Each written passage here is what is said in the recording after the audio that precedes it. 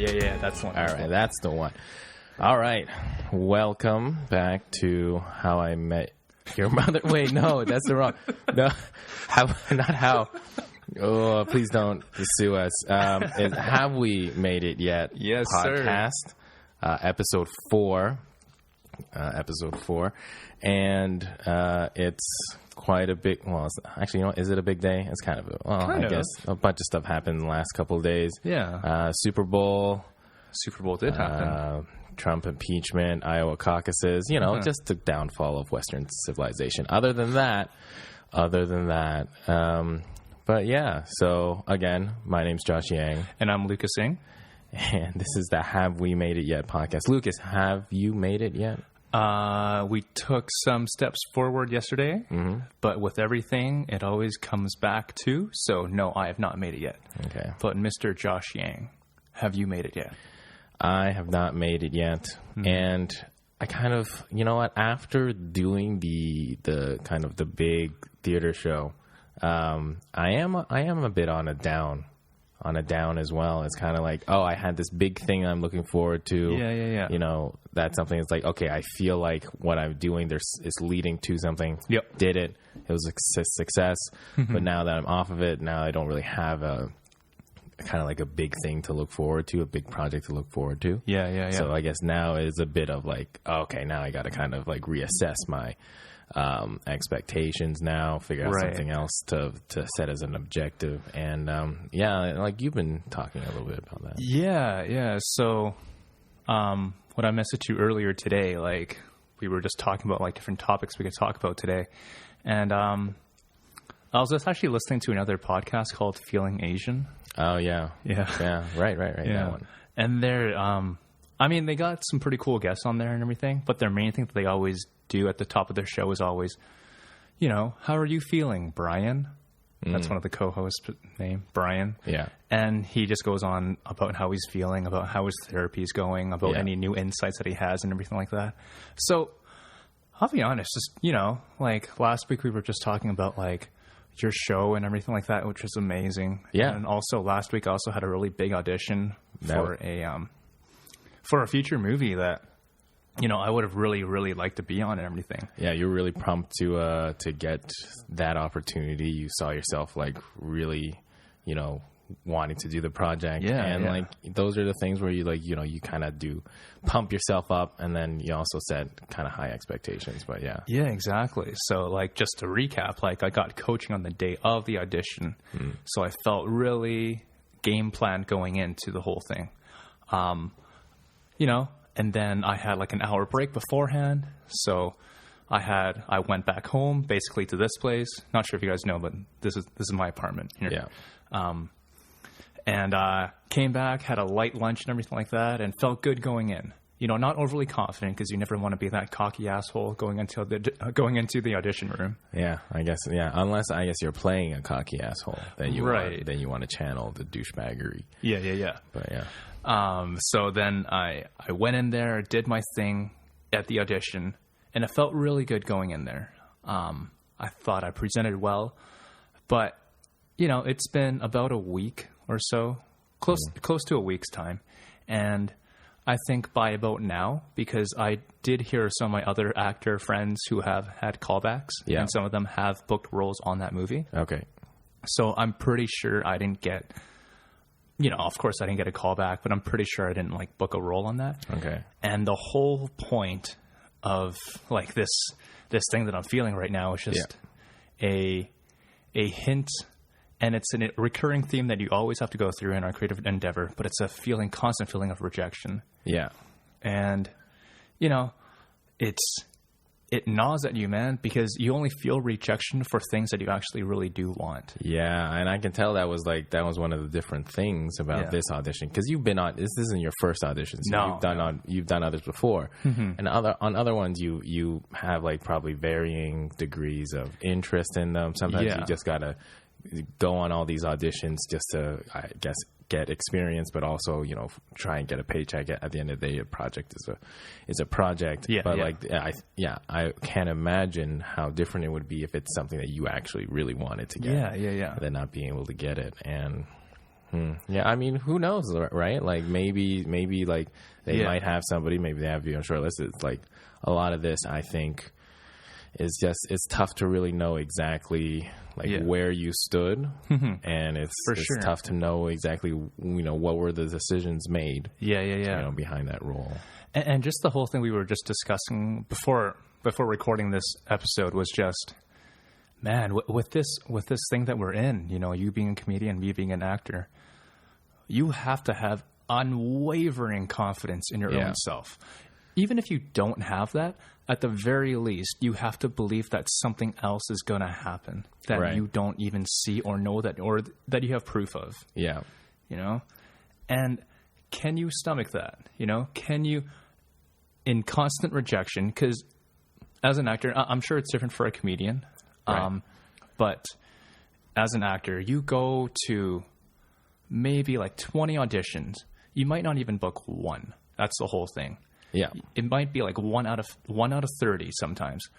Or you might not even get an audition for like a month or so, and that's when it really starts gnawing at you. It's like, can you do this? Can you stabilize yourself and center yourself still and try to still somewhat believe in yourself? And it's a hard thing to grapple with. Yeah, especially because it's not like you're doing one audition for one role for one project with the same script, with the same, you know, environment over and over and over again. Like each of the auditions are unique. Each of them are different. So it's almost like you can't even, it's not even something you can, you know, identify as the key steps that you know will lead you to, you know, success. If it's something like a sport, like, you know, you can understand the fundamentals of the game. You can work on specific aspects of that game to get better. And the more you practice, you can get better and better. And like to a certain degree, like the more you practice at acting, you will be better as a whole. But that still doesn't necessarily mean you'll always get the role in the auditions, because it'll end up just being like, you know, like the elusive chemistry, or like how so much so the artist or the director or casting director is like actually see you in that role. So I can imagine it being like you have to, like, as an actor and actress, you have to have this sense of like pragmatism, I think, when it comes to approaching these auditions. Right. Because like you have to understand you're not going to get every single one. Yeah. And there are things outside of your control. Yeah. But while at the same time you also have to have this like unrealistic self-belief that you'll still be able to get. It's like a mix of both, I would imagine. And right. Like I was listening to this like Conan O'Brien's podcast, and he had Sarah Silverman on recently. And Sarah Silverman like at this one point, it's like she was in this lull where, you know, and I'm quoting her too. She said like there's sometimes this like 4 months break where you as an actor, you don't know whether your next project's going to come or not. Inevitably, it will come sometime. Yeah. But like, man, these next 4 months, like, can you ride the emotional waves that are going to go with you? Yeah. Because like you're fretting about rent, you're fretting about groceries, you're fretting about like your lifestyle things, and it's like, shit, should I have just like gone into banking? Yeah, I know. It's because I went to a similarly titled like Making It panel. At the JFL 42 festival last year. Nice. So the JFL 42 is a Just for Laughs comedy festival in Toronto. Yeah. That has like 42 acts. I think that's what the thing is. Like a bunch of different degrees of like headliners, some bigger names, some other names. And there was like one panel that had Jen Kirkman, Scott Morrill. Oh man. I'm actually not too sure exactly how that's pronounced. And then Adam Christie, who later won the Sirius XM Top Comic Contest in Canada and stuff. And which I think that's also a goal of mine in a couple of years to have enough material to be able to try and get into that competition, because that's like a Canada-wide competition. But more or less for professional comics. But I would say like on that panel, it was the kind of thing where like they were also kind of iffy about the title. All the comics there was like, I don't know if you can make it in stand-up comedy. There's no real definitive, point where you can, say you've made it, and just say like Jen Kirkman has had like a long career doing stand-up comedy. Yep. She's had varying degrees of like, starting out in Boston and then doing a bunch of different shows, getting like more and more high-profile gigs and stuff like that. And then, but like, I think what she said is I think there's still to a certain degree sometimes where you're not too sure, at what point have you made it? Like, I think she might also have said she didn't really define herself at this stage as something having to focus on that. Right. It's more about the work. And I think something else some of the other comedians also said was that, like, also like not really defining making it, but more or less just seeing what your schedule is for the next couple months. Yeah, like if you can have that's a good point. Your schedule filled with dates, then you're happy as a comic. Yeah. But yeah, like similarly with the projects thing is like, I would imagine just fluctuating between how much your schedule allows you to do certain projects. Yeah. Means like you can't really book, too many projects ahead of time, or else you'll miss opportunities on other stuff. Tell me about it. I was about to say this like last episode too, but as anyone that's starting out, like you as a comedian, me as an actor, your greatest weapon is not going to be your content yet. It's going to be your availability. Right. Like, man, if you are constantly booked with either work or future trips or wedding plans and all that stuff, like forget about your creative endeavors because you don't have the chops yet to make it big in any kind of creative endeavor. Yeah. Your presence is the best presence right now. So if you can't even commit to anything like a commercial, an audition, or a shoot, dude, forget about it, man. So like, I love what you're doing right now, man. You're just setting yourself open to go to as many open mics as you can, and that's what you have to do, man.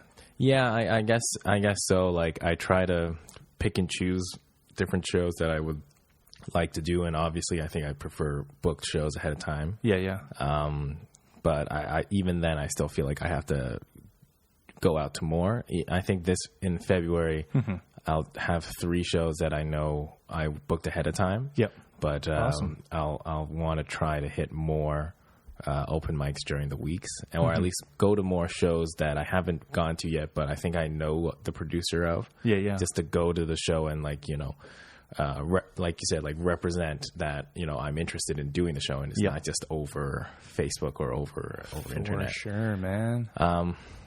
But yeah, so in terms of like your ideas of rejection when it comes to stand-up comedy, like you have to go in not only with the understanding that like you may not get very far in terms of big opportunities early on for the first few years, but not only that, like just the mere fact that whether or not you're funny or whether or not you're a good stand-up comic, that takes a lot of rejection anyways.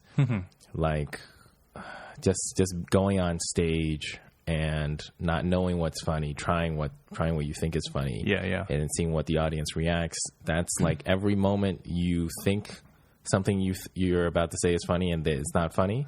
That's essentially rejection. Yeah. Like, can you go into like the anatomy of a bomb? Well, you can bomb anyway. Any potential. I mean, some bombs aren't even your fault, right? Like sometimes it's just there's an audience makeup. Could be like something maybe in the news or something big that might have happened recently. Like just it's something that could have happened that's like a downer that's on everybody's minds, and an audience, they may not be in the right mindset to listen to certain jokes. Right.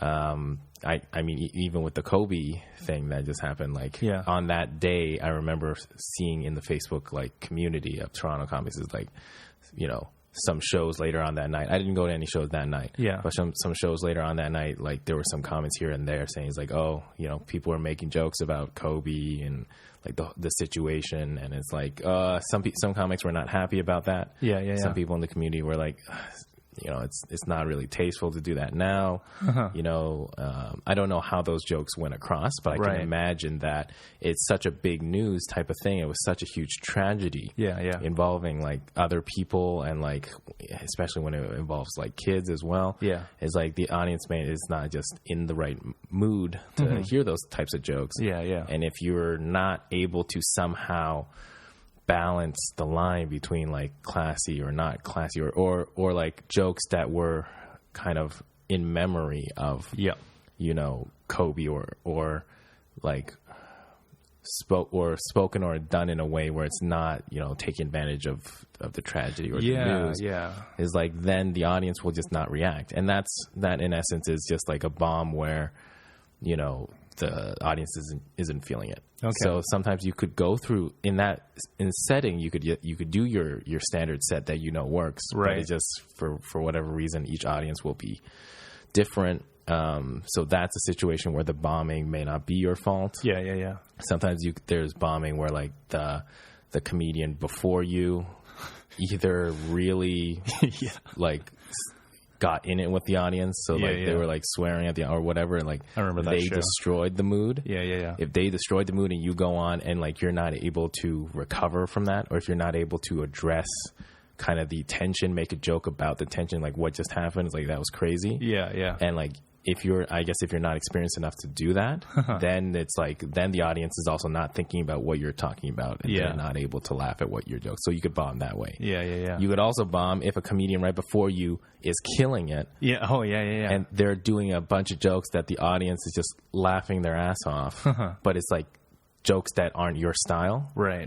Like if they're doing like a bunch of outrageous stories, like I guess for me, because my style is a lot more dry, slower paced. Yeah. Like I try to put in more like clever twists here and there. Like if I go on after somebody who is much more high energy, they're talking about stuff like more sex jokes, more things like that. That's not necessarily the same vein as my material. And the audience loves that material. Like if I go on and do my stuff, it may not resonate as well. And then the audience is also just like, oh, I don't want to listen to this. I want that other guy. So you could bomb that way. It's so true. Like I remember going to the Comedy Store one time in LA, and man, Joey Diaz, man, that guy tore it up. But he was like right in the middle of the whole, like, I don't know, scheduled comedian set list and everything. Yeah.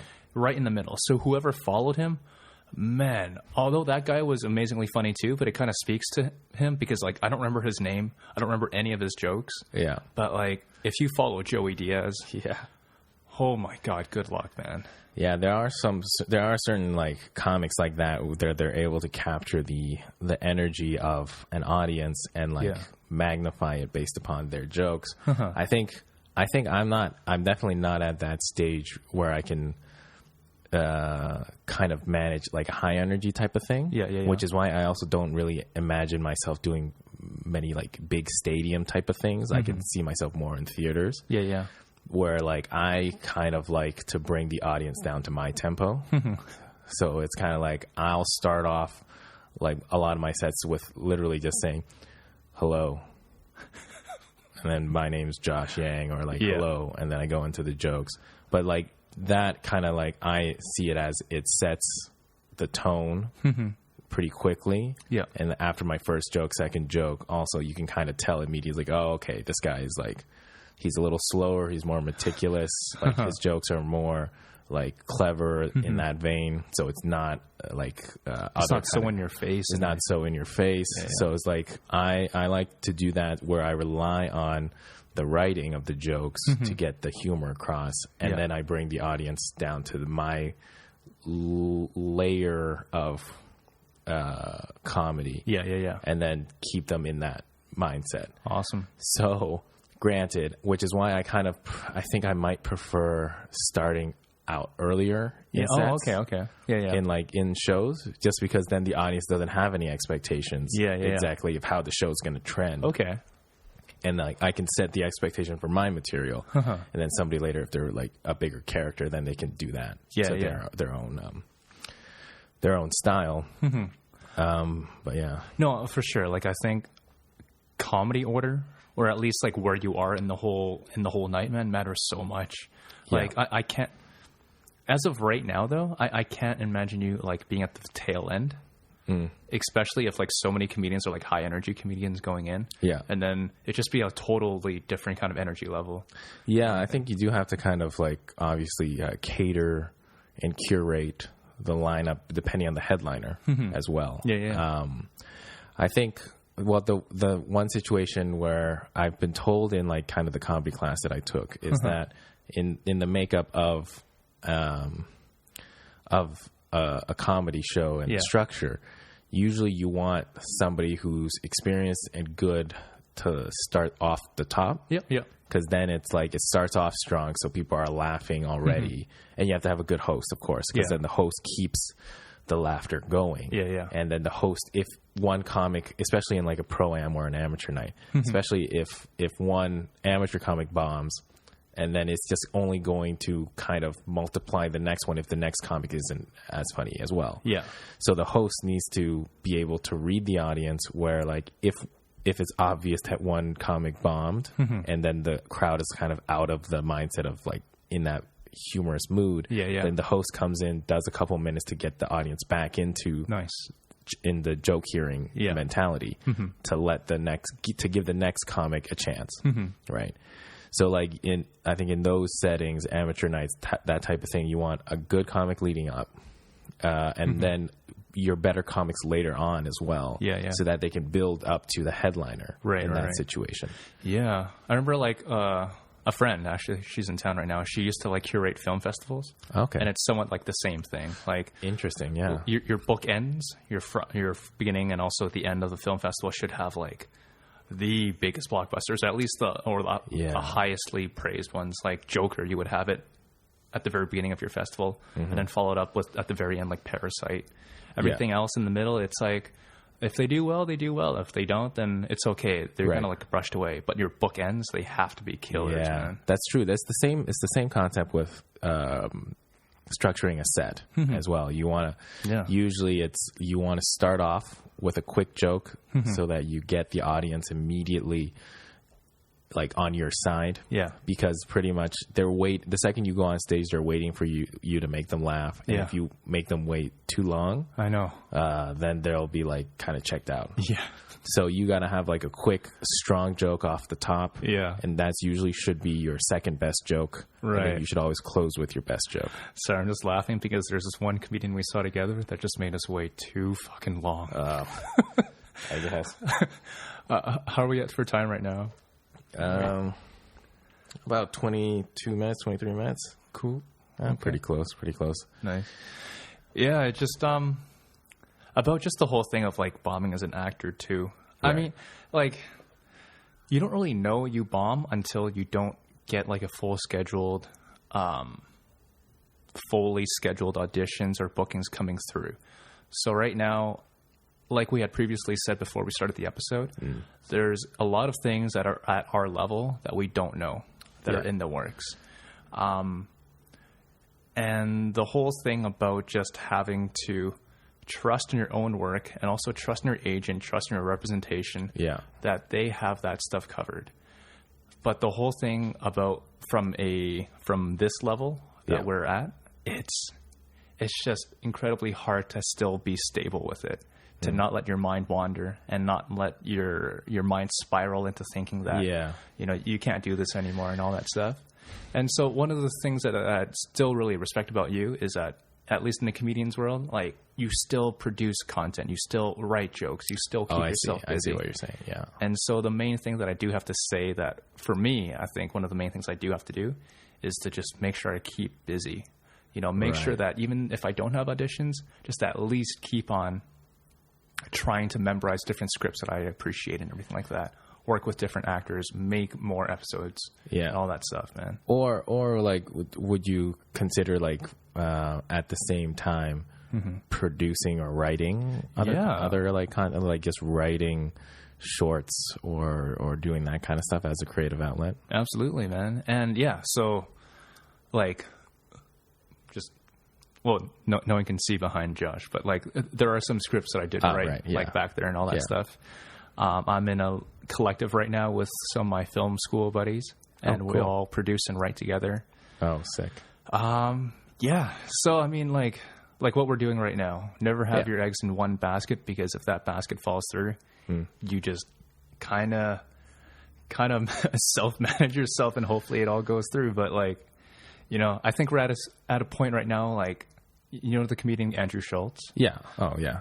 dude, that guy is incredibly motivating in the sense that he's such a self-motivator and self-starter, man. Yeah. He's a very innovative person in terms of self-promotion and like getting content out there, to democratization of content, and like he has a very good way of like attracting viewers and an audience in today's age.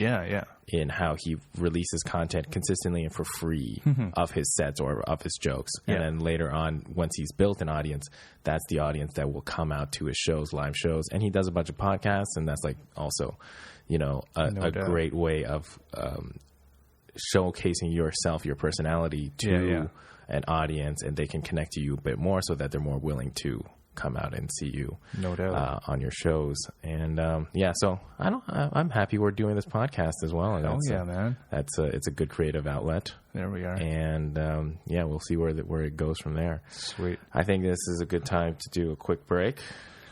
Be right back. Welcome back to the Backwards Cap podcast, where we happen to have both worn backwards caps. No, actually, I was about to say why again? I don't know how we've been indoctrinated by how I Met Your Mother. The cadence of it, where now it's like, oh, we got to change it to Have We Made It Yet podcast, where it's 4 episodes in. It's amateur hour with Lucas. I'm such an amateur, but tell us about your hat, Josh. Yeah, my hat is the I don't know if you can see. I don't know if you can see, but it's got the 2019 Toronto Raptors championship, little logo there, and that was an amazing run. The Toronto Raptors winning the championship, unbelievable. I know. We were together. We were together when we watched the final game. We weren't. I was in Vancouver. Oh, no, sorry. I was in LA. No, you were working. No. I was in LA at the final game. Game 6. No, I was. I was in LA. You can ask Vanessa. I was on a plane looking at the score like this. Oh. I was flying into Vancouver. Why did I feel like I thought Dude, you were I appreciate that, man. Hell yeah. I always imagine my big moments in Toronto with you. But I mean, like, we did watch the Game 6 Milwaukee series together at the Pine. Yes. That was fucking sauna. Oh, man. It was ridiculous. It was humid outside, and then we were shoved in one little corner, and that was already like just drenching in sweat. Yeah. And then it was like, that was already. I think that was already like the feeling like that we made it. Yeah. That as a Toronto Raptors, as a Toronto sports organization, we made it to the big leagues by finally making it to the finals, and that was an amazing. Dude. Reminds me of like our Cup run, man, because we're Vancouverites. We're Vancouverites. Facts. But man, remember like when we beat San Jose to go into the Cup Finals against Boston? Yeah. Where I was? I was in the plaza outside. Oh, nice. It was in front of the CBC studio there, like right by the old postal office. Yeah, where they had Square. where they had the game up on the panel. And I remember I was there with my friends. We saw the goal. Well, actually, we didn't see the goal because it was so far away because the screen was smaller. But we just saw that like something, and then then in the screen the crowd cheering, and then we all cheered at the same time. It was like, oh, I guess it went in.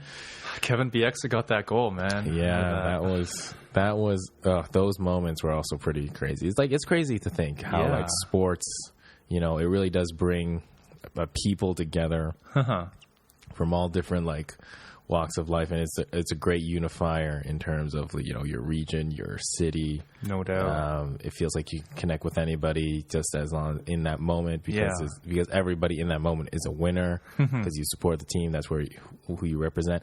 And I think it's in terms of like basketball and baseball because Toronto Raptors, Toronto Blue Jays. Like I remember because I lived in Hamilton before, so I was no way. Yeah, when I was a really little kid before my family moved out to Vancouver. And I think I remember the first team I had some recollection of was the Toronto Blue Jays. Nice. And that was when I moved to Canada in 1994. That was when I think that was the second season where they won the back-to-back World Series.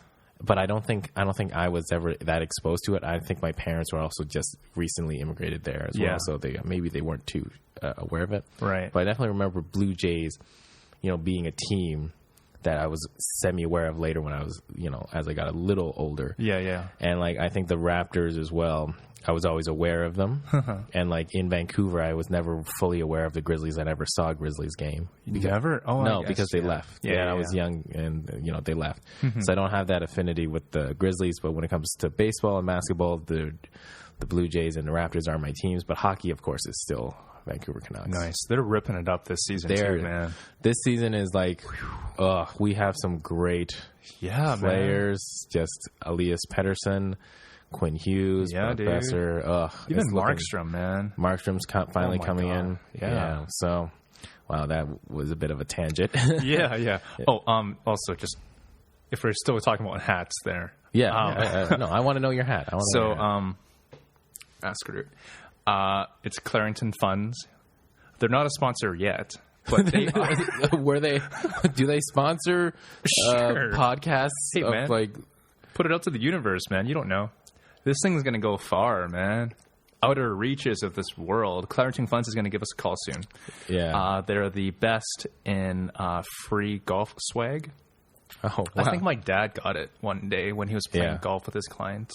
Yeah. And I just took it because these dad hats are now in style. Look at this clasp. Usually they're plastic, but this one's actually metal. Yeah. High quality. They know how to do their swag. So shout out to Clarington. Like every time I see that hat does look like it was well made. Yeah.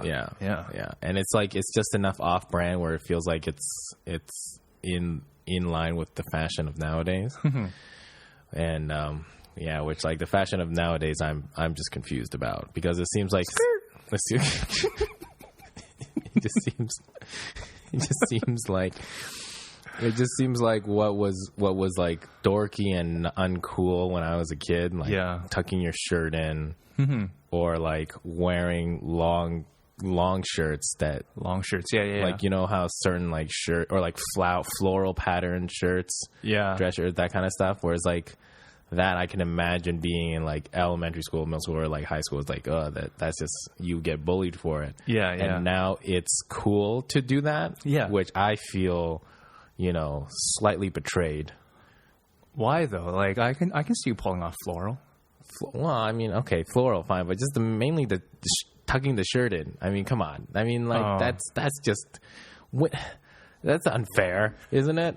Well, I guess. Okay, are you more cheesed because like you used to do that and you would have been made fun of and bullied, but now it's like if you did it now, you'd be like, whoa, you're so ahead of the time. You're Fashion Nova right here, man. I just find it interesting how fashion of what people think is like, masculine or feminine styles of fashion is constantly not only just changing, but like reverting the opposite of what it was before. No, for sure. Like now, which is odd. Like now 90s fashion is back and it's cool.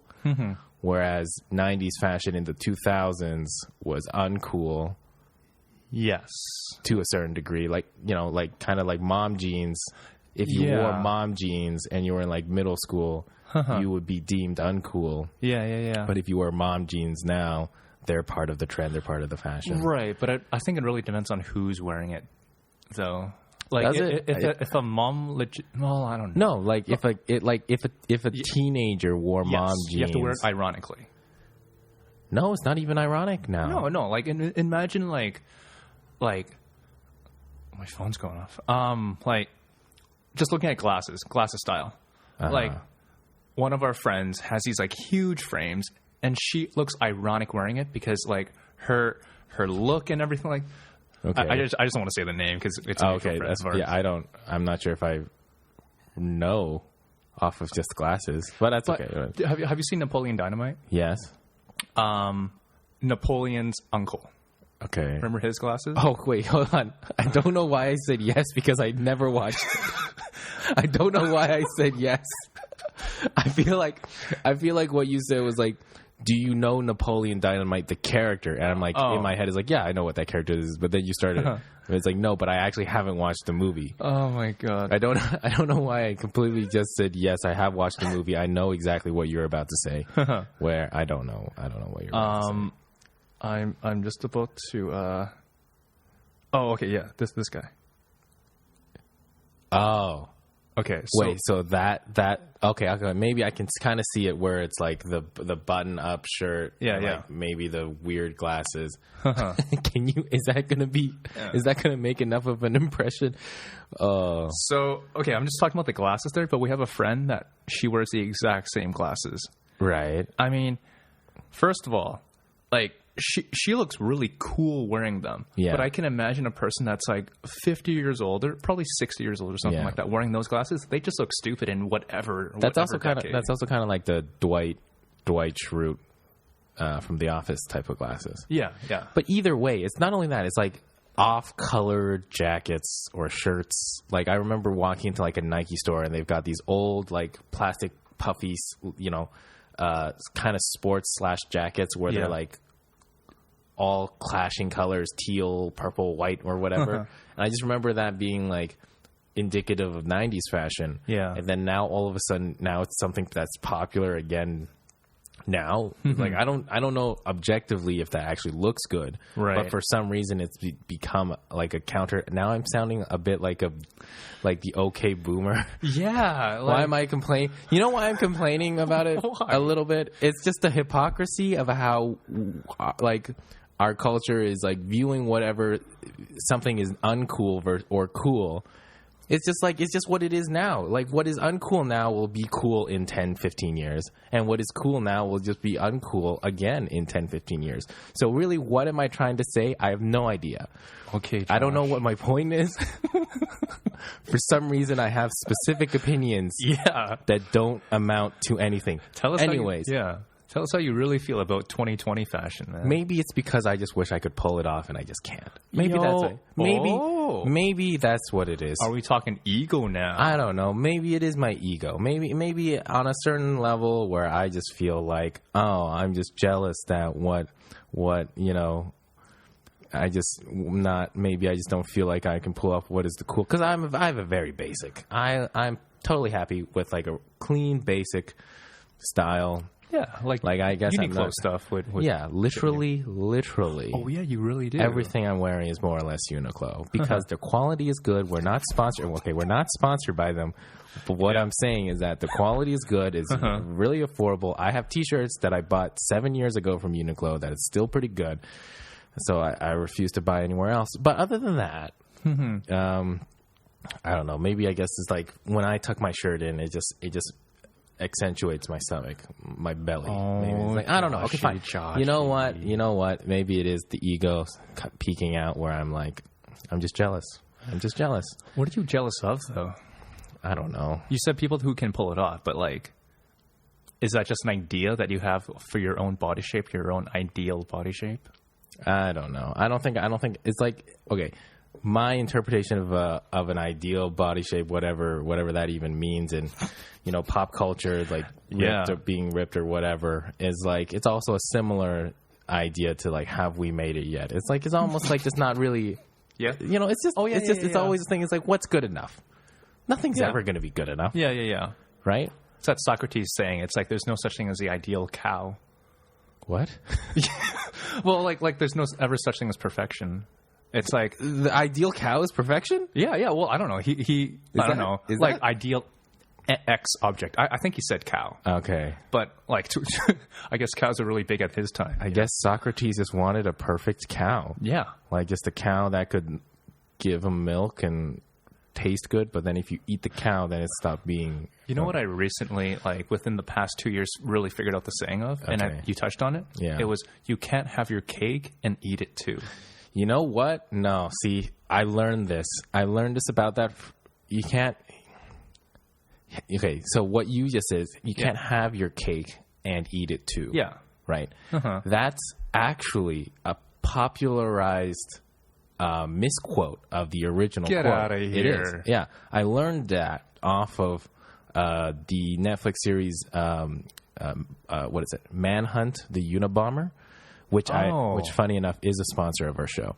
So watch that on Netflix. But no, it's not. Please don't sue us. It's not. But yeah, in that, where Ted Kaczynski, the Unabomber, is like almost like an intellectual who's all up in his head, and it's like, oh, he wants things. He wants people to think that they're clever, that he's smarter than everybody else. Which, in essence, is a little bit of my ego, but I'm not that to that certain degree. But what I did learn through that is that he used very specific terminology and way of speaking. In that, the original phrase, everybody thinks is you can't eat your cake and have it too, right? That's the one? No, you can't have your cake and eat it too. Yeah. The original is actually you can't eat your cake and have it too. Yeah, which I think has the same meaning, right? It's different because because grammatically, you can't eat your cake and have it too supposedly is more grammatically makes more sense than you can't have your cake and eat it too. Okay. Because eating the cake is the action that like happens to that cake. Yeah. So that once you've ate the cake, you can't subsequently want to have the cake again. Yes. You can't. The cake is not there anymore. So sorry. So what's the proper saying then? The proper saying is like you can't eat your cake and have it too. Okay. Whereas the popularized misquoting of it is you can't have your cake and eat it too. Okay. So for some reason they just switched completely the other direction, and it's I don't know. They said when it happened. I think it happened like early 1900s. Man, that's some Mandela effect stuff that's going on then, man. Right? Yeah. Is that like the Mandela effect where it's like the Berenstain Bears? Yeah. It's like Bernstein or whatever. Fruit Loops? How do you spell Fruit Loops? Don't fuck with me. No. How do you spell Fruit Loops? Don't fuck with me, Lucas. Do it. What are you trying to say? Do it. Fruit? No, stop it. Do it. Fruit. Okay. Have I lost it? Just go on. And then LOOPS. The O's are C. Close. No, what the O's are the. Oh no. Okay. No, that's fine. You know what? That's fine. Okay. And just for everybody else, this is how you spell Fruit Loops. It's FROOTLOOPS. I don't know. We have to come up with a better way of showing what we're saying.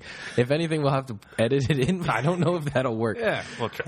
Okay. Basically, for the audio listeners, we showed up the Fruit Loop. We should also be mindful of that. Yes. It's a process. This will get better. But okay, yeah. Granted, yeah. Fruit with the FROOT loops LOOP. Well, I mean, okay, all right. But yeah, I don't even know if it is a Mandela effect on the have your cake and eat it too. True, eat your cake. True. I think it was just said the other way, and then people just only heard it in that way. Yeah, but I found that saying still pretty profound, though. Yeah, I mean, either way, it's just saying you can't have the best. You can't have everything. You can't have the best of both worlds. Yeah, like what you said about the cow. It's like you can't have the perfect cow. But if you eat it, then you don't have the cow anymore. It's just... We actually had like a list of things we wanted to talk about in the second half of the podcast, but like I am really vibing on this chat that we have right now. The common form of the proverb is incorrect, and instead prefer you can't eat your cake and have it too. Indeed, this used to be the most common form. It was overtaken by the have eat. Okay, I'm right. Okay, yeah. For a second there, I thought I was wrong, where I had it mixed up. But it is you can't eat your cake and then have it too. That's the actual full thing is you can't eat your cake and then still have it too. That sounds like such a mouthful. I know, but essentially in terms of the structure of the grammar, that's technically what it should be. Okay. But yeah. What were your thoughts on the Super Bowl? I guess that was what we wanted to get into. Yeah. But okay, so whatever. It was still good conversation. Yeah. Okay, so basically what the Super Bowl is like, we touched on ego because I think that's what we wanted to get into with the whole concept of rejection and how you feel about your ego. Yeah. And stuff like that. But there was the moment. Yeah, you got a hair right there. Oh. Okay, yeah, nice. You got it off. Yeah. Cool. Just quality content for the podcast. Just get that hair out of the way. Yeah. Oh my God. But okay, so the thing that happened during the Super Bowl is when the 49ers scored their 20 point touchdown. Yep. their last touchdown that they scored, the entire offensive line just ran to the end zone and posed in a way that it was like, they won the championship, almost like, the Stanley Cup. People crowd around together in front of reporters and like make a pose and stuff. Yeah. And that was the moment where like somebody else in our group we were watching was like, oh, now that they've showboated like that before the end of the game, they're going to lose the game. Because, like, there's just something about, like, jinxing yourself when you showboat. Like, you think you won, but the game's not over. Oh, and then the 49ers got shellacked in 7 minutes. Mahomes, man. Oof. That was good. But in that situation, we wanted to use that to tie into the discussion of ego. The 49ers' ego got ahead of themselves. And it's just ended up being, so... What was it again? Okay, so what we wanted to talk about was like how rejection, in terms of how we take rejection. Yeah. Right. I would say just for me though, I really have to find a way to differentiate between the art of the craft, distinguish between the craft and myself. And the most explicit example is I am not an actor. I am a person who acts. And I think what I feel with the whole ego thing is that the moment I invest my own identity into a thing that is incredibly volatile, such as acting, then that's when it starts to get really dicey. So when I don't get a project, when I don't do well on audition, or even if I don't even do well in an acting class, then I take that personally. Whereas I should just take it as, that's a facet of myself. I do this to alleviate some kind of creative steam that I have, but it is not me. And the moment we put ego into our craft is when we start failing, or at least make ourselves really susceptible to start feeling like shit. But I agree to a certain degree for acting, because you don't want ego in your craft, because that ego gets in the way of whatever the character needs that you're acting out in terms of getting that across. Yeah. So whatever if the character needs a performance where it's is more reserved, it's not so like driven where it's like, oh, look at how good of an actor I am. True. Like you'll get a better performance out of it. Yeah. I think stand-up comedy is ego driven. Oh yeah? To a certain degree. Okay. Because each comic has a certain propensity to want attention. Even if, like, you kind of need to have that mindset where you see yourself being the center of attention. Because in a situation when you're doing a set, you are the center of attention. Yeah. You are commanding the room, whether it's a small room or a large room, for those 5, 7, 10, 15, half hour, 50 minutes, however your show is. You are the center of attention, and you have to be comfortable in that center of attention. So your ego has to essentially want it. Yeah.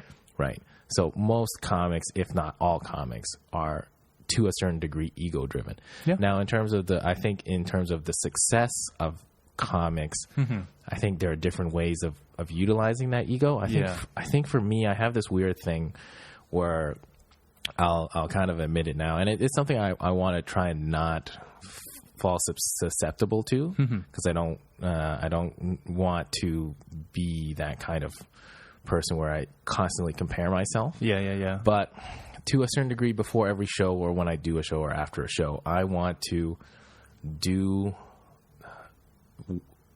the best set that I can do in terms of what my objectives are going in. Yeah. To be the best set, or have the best set of the night, like to be the funniest. But again, that's also antithetical to almost the point of stand-up comedy, which is like everybody has such their own style, their own jokes, their own mannerism. It's hard to compare. You can't be to be successful. You have to be incomparable. But, okay, to that point though, what are your thoughts on like shows like Last Comic Standing? See, that's interesting, because it's like in such a subjective art form. Exactly. You almost can't judge people at the same level. You can judge people at different levels. Yeah. Right? Like, you can see, obviously, the difference between one comic who maybe when they perform this that they're not as confident do it in terms of, like, you know, how they present themselves. Yeah. Maybe in terms of just the joke writing, not necessarily is like there's enough of a twist, enough of just kind of the technicals on that side that you can judge based on that. But I think once you get to a certain degree, to a certain level of professionalism within the art form, it's hard to judge because then it's just preference at that stage. Because all the technical elements at that level, the comics will have enough experience to master, to understand, to be able to go through, or they'll have developed their own unique style enough to a point where they can control an audience and how they're viewed. Like how I mentioned earlier, you know, I kind of don't see myself as a huge character, high energy. I'm not that kind of comic. That's not necessarily how I am personally. And it's not how I kind of write my jokes or perform my jokes. So it's like I have such a specific, I would ideally like refine it later on, but I would say my style is at least specific enough where it's like, you know, dry, monotone based upon my, you know, just the drawl of my voice, timbre of my voice. But and like the writing style and stuff like that. But like in the end, I think right now at my stage is like when I go out and do a show, deep down inside, I think my ego is that I want to be the best that night. And like I kind of in my head, I'm like, you know, I'm trying to objectively also listen and see what the other comics are doing. I, you know, and like. I usually pretty much like all the comics that I worked with. Like even in the Rice show, I think all those comics there were really good. And like we've gone through so many rehearsals together where like I've seen them do their best stuff, and everybody's really funny.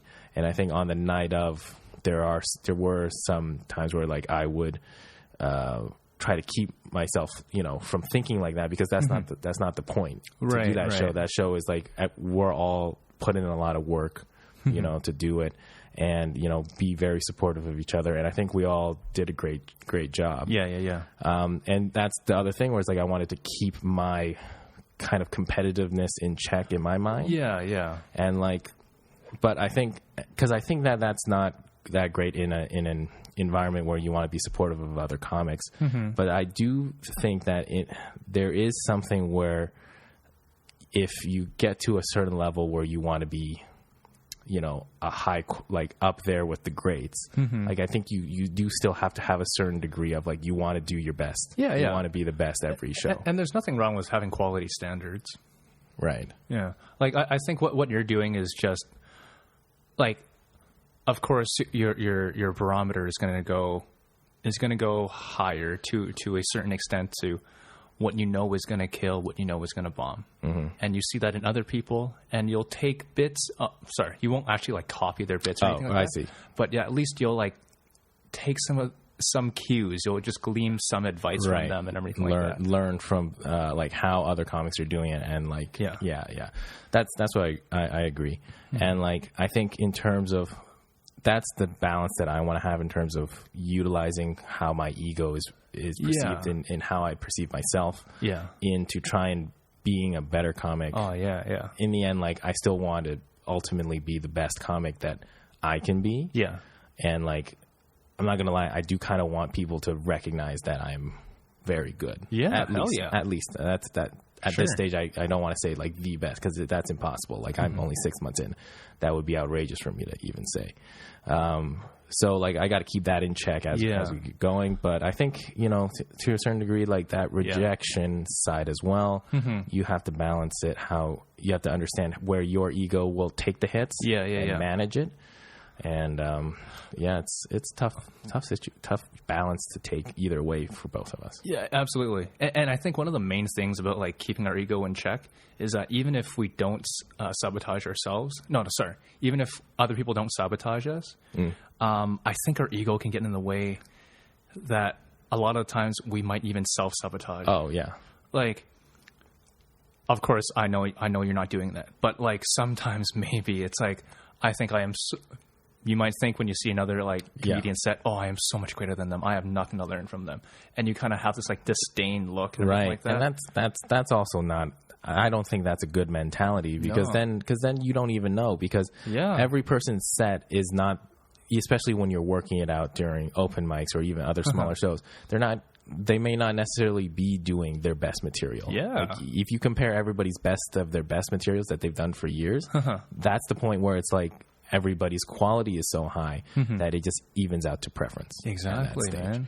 So like that's what I'm trying to say is like I don't want to like think I'm better than other comics because we're not comparing our best of the best. Yeah. I think in terms of the show, I want to be able to be confident enough in my material to do the best I can with that material in that show. Hell yeah, man. But yeah, I think that's the whole thing. I want to definitely got to keep my ego. Yeah. In check. Can't be too up there. Oh man. But yeah. Never be that guy in the green room that's like, good set, or never be that guy in the audition room. It's like, fucking booked it. Yeah, nobody likes that guy. But I think we're coming to the end of that. Awesome. End of this episode. Thank you. We'll be done. We'll see you next time. Bye-bye. Bye.